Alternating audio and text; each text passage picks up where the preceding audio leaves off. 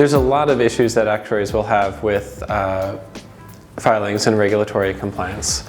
First of all, actuaries are dealing with 50 states, they're dealing with multiple companies, they're dealing with multiple lines. There's just a lot of stuff going on, and you really need to have full visibility on everything that is in flight at any given moment in time. Additionally, the tools that they're dealing with are generally suboptimal. What is your actual source of truth? Usually the way that a rate filing works is you re-rate with your existing tools, be that Excel, is that a Python rater, and then you translate it into production, you're storing it into a PDF that's being filed. There's a lot of limitations on what actuaries are dealing with today, and that translation from the rate simulation into production is a real burden for the people doing rate filings today.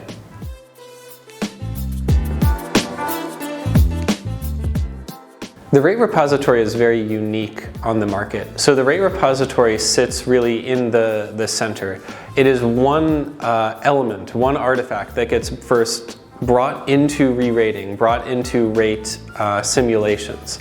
And by bringing that artifact into rate simulations, you're re-rating exactly how you would in production, and you're creating an artifact that is something that you can then push directly into production. So it is the same element being used for actuarial re-rating as you use for production in-force rating. And that is something that is usually taken care of through some handoffs, through some translations, through some really, some processes that have some holes and real vulnerabilities. And what Rate Repository does is remove those vulnerabilities by making it a very seamless transition from actuarial re-rating to a source of truth into production rating.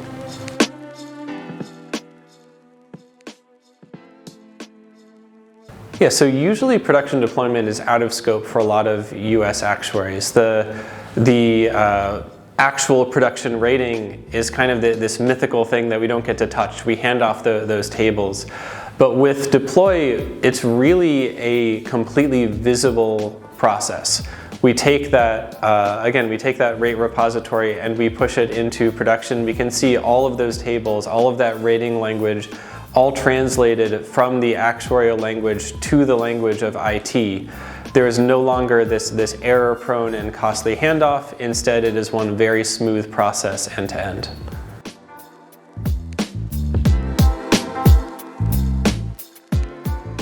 There's a lot of improvements that they will see. First of all, this rate repository is linked directly to Accurate's analytical tools. So they can do things like our robust dislocation analysis, who is in different segments of impact, getting a high impact, getting a low impact in this specific area of impact.